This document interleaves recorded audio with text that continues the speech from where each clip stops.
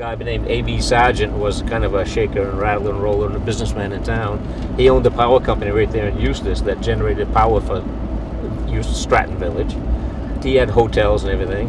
Omendo Blanchard was another big businessman, and Omendo created the Stratton Mill, which is now the apartment houses, in Stratton, the big building that's all those. That used to be a dowel mill when I was a kid. And they brought in 22 buildings from Bigelow Station when that mill, that Prouty and Miller mill, went down because of the fire on Sugarloaf and Crocker, forest fire. Yeah. Then Omendo bought and moved 22 buildings. And I can show you the old boarding houses and everything. It used to be a Bigelow Station. Yeah, in 1908, there was a fire that, of course, Sugarloaf was hardly named Sugarloaf then, Right. But so it started, from everything I can understand, it started by a woods operation and the railroad down in Carabassa Valley. It started down near what today is Hammond Field, Hammond Brook. That mountain right behind it of Hammond Field, and the one that's next, it's the same one right next to Sugarloaf, is today called Burnt Mountain. Why?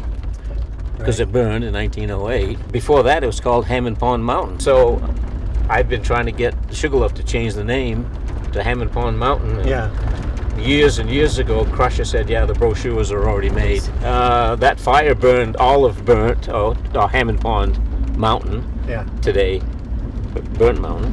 There's like 8 burnt mountains in the state, and there's several Sugarloafs in the state. It burnt all of Hammond Pond, all of Sugarloaf, and over into Crocker.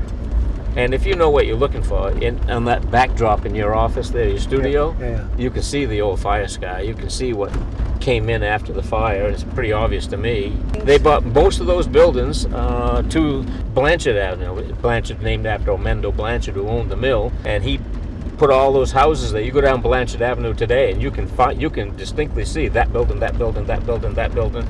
2 were put together, and so forth, for housing for his employees. Most mills had some form of housing, either in a 2-story boarding house or something. And most mills had a place for mill workers to live, or at least spend their work days there.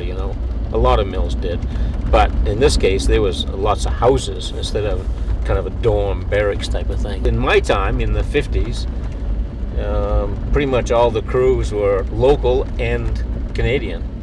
A lot of Canadians came down Monday mornings and worked until Friday nights, and most all the camps were Canadian augers, but the supervisors and the jobbers and stuff were local.